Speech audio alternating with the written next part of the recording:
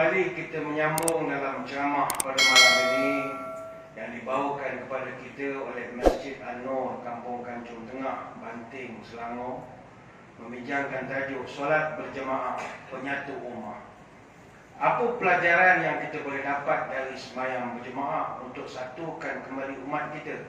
Pertama, kita perhatikan orang datang masjid, masuk masjid semua buka kasut. Artinya tak ada orang yang lebih, tak ada orang yang kurang. Maknanya tuan-tuan nak masuk masjid, tolong tinggalkan pakaian parti di luar. Apa saja partainya, tinggalkan di luar. Masuk masjid, kita semua sama. Ada orang bawa kasut mahal, takut hilang. Tak apalah, bawa saja. Tapi nanti bawa plastik, macam kita di Mekah. Kalau plastik tak ada, gantung saja kat leher. Betul masa semayang. Semua pakai kasut mahal pergi masjid. Lain kali tinggal lah di dalam kereta, kaki ayam ni turun, takut cuba saja. Kami pun pernah tuan-tuan jemaah habis semayang Zuhur, dia minta security nak tengok CCTV. Ingatkan cermin kereta kena pecah. Biasa gitulah ada vandalisme masjid ni. Ingatkan motor hilang, dia kata slipper hilang. Kami ialah slipper ni tuan-tuan. Kalau pergi report boleh, kes bawah RM130, boleh pun tak buat report. Jadinya raih jugalah. Kata saya nak tengok ke CCTV. Pergilah tengok. Rupa CCTV, slipper dia kena curi dengan satu budak nisab. Gam agak.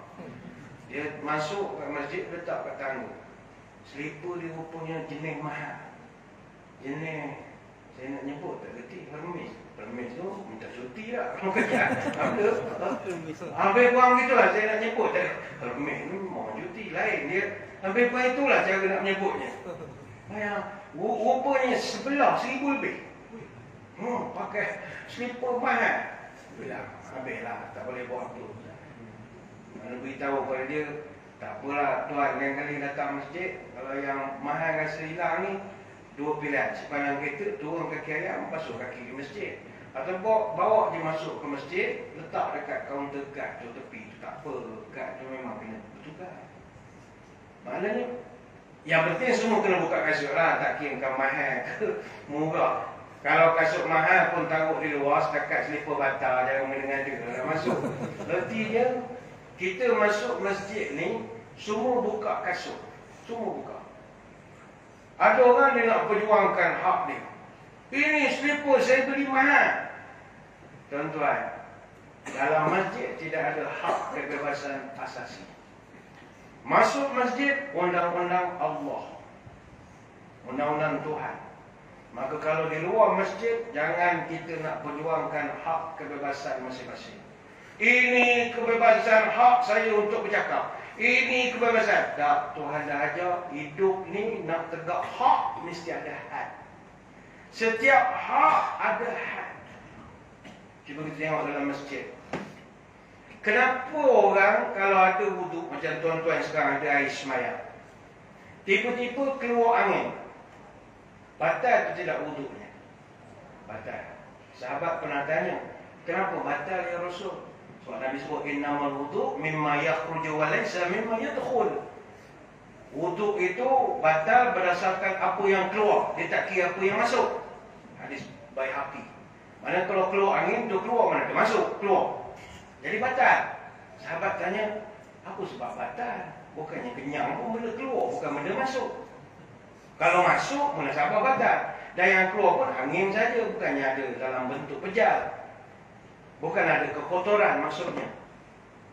Nabi nak ajarkan adalah bukan soal ente keluar angin, semayang tak batal atau batal, atau batal wuduk atau tidak. Nak jaga keharmonian. Itu mustahak. Tuan-tuan bayang kalaulah hukum buang angin tidak batal wuduk, apa jadi pada masjid? Meriah. Semua datang pakai mask 3 lapis. Sebab untuk orang boleh buang angin, tak ada batas. Saya tak dapat bayangkan.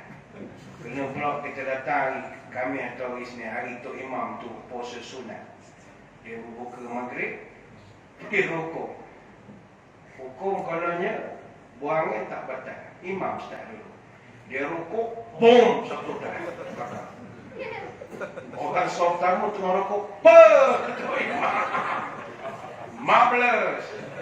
Apa jadi pada soft kedua? Dia gelak lah macam tuan-tuan gelak. Padan muka. Aku dah agak, patut aku kambing duduk soft nombor dua. Imam ni, yalah orang lama ni bukan boleh kontrol sangat. Bila orang soft pertama kena gelak dengan soft kedua, soft pertama sakit hati. Oh, kau gelakkan aku ya. Kau turunkan kedua. Dia rukuk ramai-ramai macam meriam. Bom. Rakaat kedua, marvelous. Soft ketiga, kita ada 4 rakaat. Bayangkan, masjid kita jadi tempat berbalas pantun. Sebab tak kontrol. Sebab itu agama ni diajar kontrol.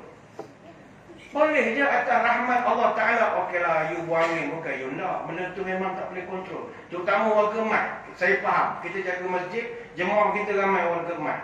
Warga mat dia dah tak boleh kontrol tuan-tuan. Dia corner sikit keluar, corner sikit keluar. Dia asal ambil side lebih dia keluar.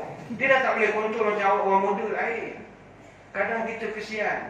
Nak bangun dah sekian, susah. Jalan lagi pergi ambil wudu.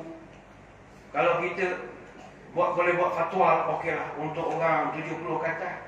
Boleh buang angin tanpa kebenaran. Dan dibenarkan untuk semayang. Boleh. Tapi itu hukum. Sebab kalau dibenarkan semua, masjid orang. Timbul soalan. Tuan-tuan kalau tengah semayang, rokok, bom, keluar angin. Macam mana nak keluar pada soft? Caranya adalah mengangkat tangan. Dan orang lain pun tahulah kalau dia angkat tangan tu bukan tanya soalan, tengah semayang. Jadi tuan-tuan pun bagilah ruang sikit. Dia nak keluar. Caranya angkat tangan, pegang hidung. Macam jaga traffic light kan. Kalau dalam masjid ada orang buat macam tu, kita tak ada orang mengaji. Ada orang pergi mengaji. Kalau orang tak mengaji, dah diberi je lah macam negara kau. Begitu. Nak semayang, dah tak ada air semayang. Nah itu caranya lah. Ni lain tahun nak cerita tuan-tuan, makan pun susah cerita benda gini.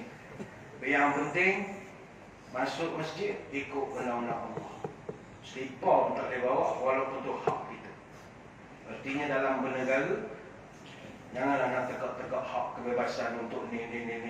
Setiap hak ada had dia. Ada had, batas dia. Itu yang pertama, pelajaran solat berjemaah di masjid mendidik kita supaya ikutlah peraturan. Yang kedua, sembahyang jemaah di masjid ni secara automatik kita masuk masjid, kita akan merapatkan saf. Jadi kita sembahyang rapat saf. Dalam satu hadis kata Abu Mas'ud, Nabi pernah menyebut istawu wa la takhtalifu fa takhtalifa qulubukum.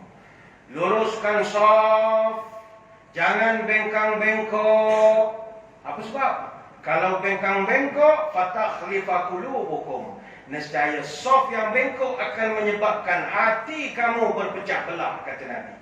Hadis riwayat Imam Muslim. Percayalah tuan-tuan, kalau kita di luar bergaduh bagi nak arah, oh kita yang terbaik, ini setan, bergaduh, tapi masuk masjid, bila imam arahkan, rapatkan saf, kita rapat. Orang yang tadi kita maki, kita akan rasa bersalah sangat. Maka habis semayang, bila dah belaga bahu, belaga kaki, saya ingat kita akan bersalam dan berpeluk-pelukan. Itu tujuan rapatkan saf, supaya hati kita akan jadi rapat. Dalam hadis yang lain Nabi sebut, aqimu sufufakum fa wallahi la tuqimunna sufufakum aw yukhalifanna Allahu baina qulubikum. Nabi dalam satu hadis pernah menyebut, luruskan saf kamu, kerana demi Allah, kalau kamu benar-benar meluruskan saf kamu, maka kamu akan berjaya. Kalau tidak, Allah akan wujudkan perselisihan dalam hati kamu. Hadis riwayat Abu Dawud. Kata para ulama, Nabi SAW menyebut masalah perselisihan dalam kalangan masyarakat ini kerana saf yang bengkok. Dan lafaznya ada beragam. Ada masa Nabi sebut fatakhtalifa qulubukum, nescaya hati kamu akan berselisih. Dalam riwayat yang lain Nabi sebut aw la yukhalifanna Allah baina qulubikum, Allah akan membuatkan perselisihan dalam hati kamu. Dalam riwayat yang lain aw yukhalifanna Allah baina wujuhikum, Allah akan wujudkan perselisihan pada wajah-wajah kamu. Sebab itu dalam banyak nas Nabi sebutkan, perpecahan itu bermula daripada hati. Kita yang bergaduh sekarang ni, hati. Sakit hati mana? Macam mana kita boleh menang, dia boleh kalah? Macam mana kita boleh kalah, dia boleh menang? Macam mana kita boleh menang tapi tak boleh memerintah? Kita akan hati mana sakit. Perpecahan juga bermula daripada hati. Sebab itu Allah Ta'ala sebut, tahsabuhum jami'an wa qulubuhum syatta, zalika bi'annahum qaumun la ya'qilun.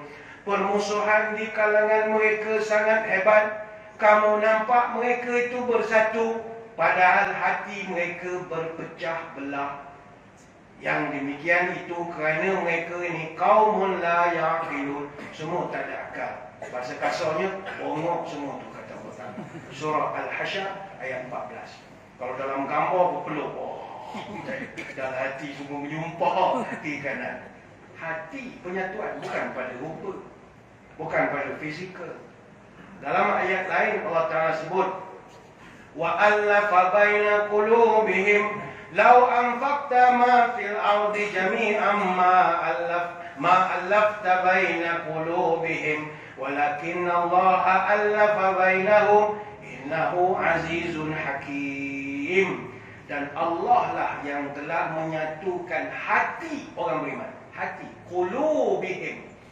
Dan seandainya kamu kumpulkan segala kekayaan di bumi, nescaya kamu takkan mampu menyatukan hati mereka. Tetapi yang menyatukan hati mereka ialah Allah. Kerana Allah Maha Perkasa lagi Maha Bijaksana. Surah Al-Anfal ayat 63. Kita keluar belanja besar untuk menyatukan kumpulan yang bergaduh. Mereka akan bergabung. Tetapi hati mereka hanya Allah boleh gabungkan. Sebab itu bila kita didik datang ke masjid, rapatkan saf, Allah rapatkan hati kita.